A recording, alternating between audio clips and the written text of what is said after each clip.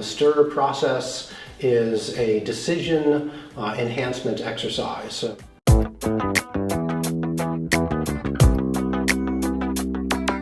it's a decision model, so there's 4 stages of decisions that every individual or research team or design team or strategic management team will go through, and we ask them a question based on each of these components.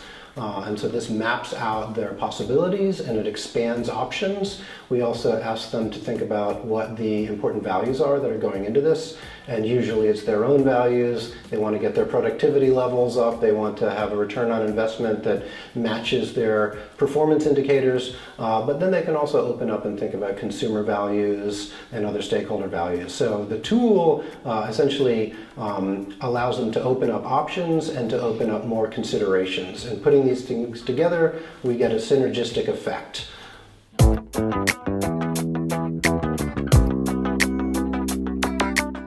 So the first component is the opportunity. So what is available to respond to?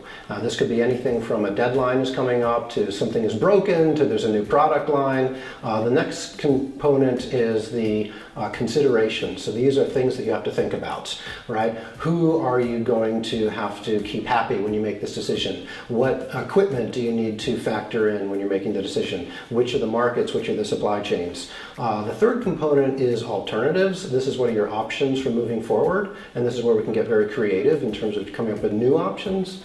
And the fourth component is outcomes. What do you expect will happen, and who is going to be impacted by these consequences?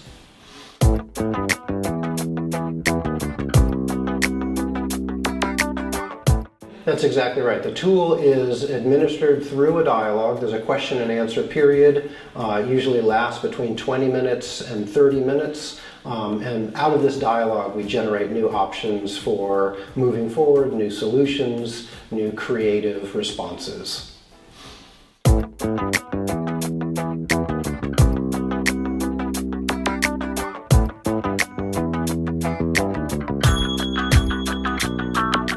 Yeah, it really depends what the company is, how big they are. So we've been in a couple of multinational companies. There we normally have to go to the top and then work down. But we've also been in 3 startups. And so with the startups, we usually come in at the mid-level.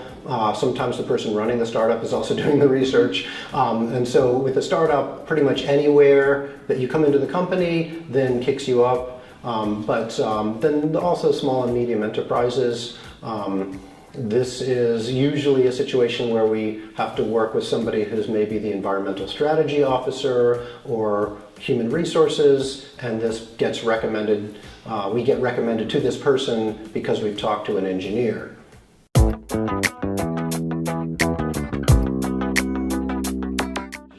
Yes, sometimes ethical leadership is what leads the company to contact us, but usually the way it works is we approach them and we give them a proposal. You know, you're looking for, these goals and values according to your mission statement. We've talked to some of your employees. We have a proposal for you, and then they will send that to the right department. Once we're in the company, then the dialogue is really about what they're doing and how they can do things differently.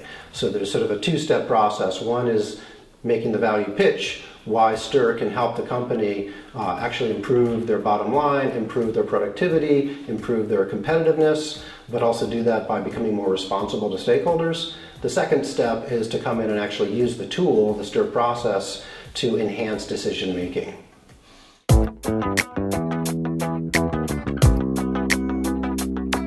So we've been in Western Europe, Northern Europe, Southern Europe, Eastern Europe, North America, and even Asia. We've been in 3, Japan, Korea, and China.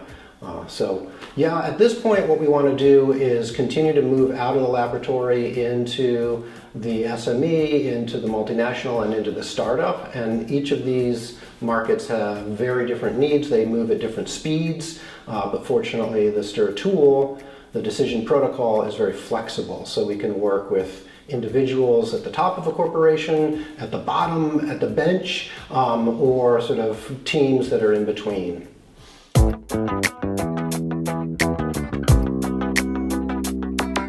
Yes, there's a community. Yeah, absolutely. Yeah, we have a group of people who've been certified to perform the STIR process in companies and in universities.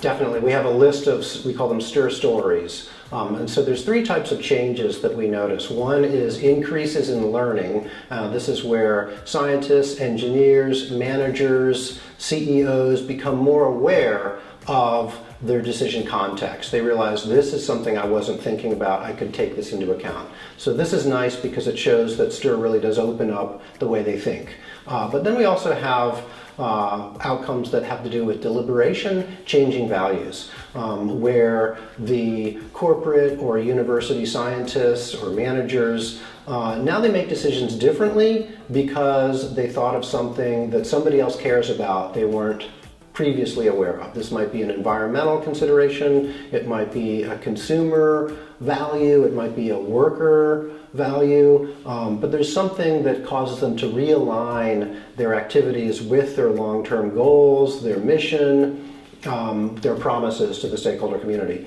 And then the third type of outcome or story that we tell is when the participants actually change something physical, or they change their behavior, or they change their strategy. So we had a laboratory decide that they would adopt a new strategy of green chemistry after just a few weeks of working with them. We've also had corporate decisions that are altering the way that they run their projects, and this results in greater teamwork, greater economic potential, greater synergy between different key performance indicators.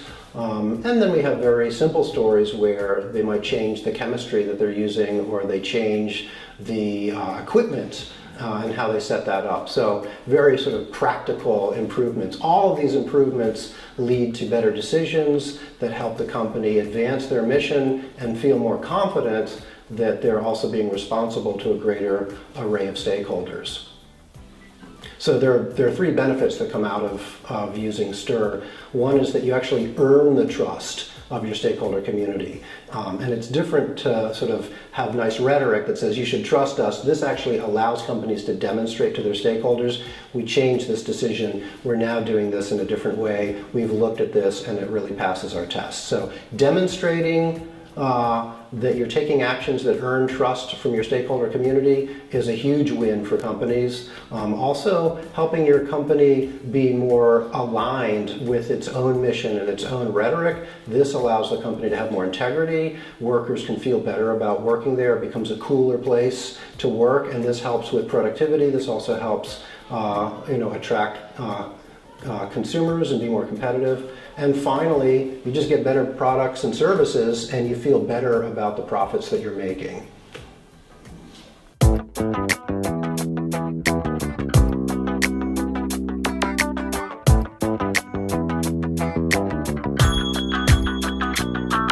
Yeah, so we came up with this term embedded because we take someone who is not normally in the organization. Okay, they've got maybe a philosophy degree or an anthropology or social science degree, could be a management degree also, but we put this person who's an outsider into the team, and they learn how the team works and how the team makes decisions. They might not be aware of how they make decisions, but then this outsider shows them, this is how you make decisions. And they say, okay, but here you have some options you didn't explore. There you have some considerations you didn't name. So this embedded scientist or embedded analyst opens up and shows the team what they're already doing. This then allows the team to make adjustments, and we call these midstream modulations. They start changing what they're doing even while they're working, just making minor changes here and there that optimize the process and get synergy between both ethics and economics.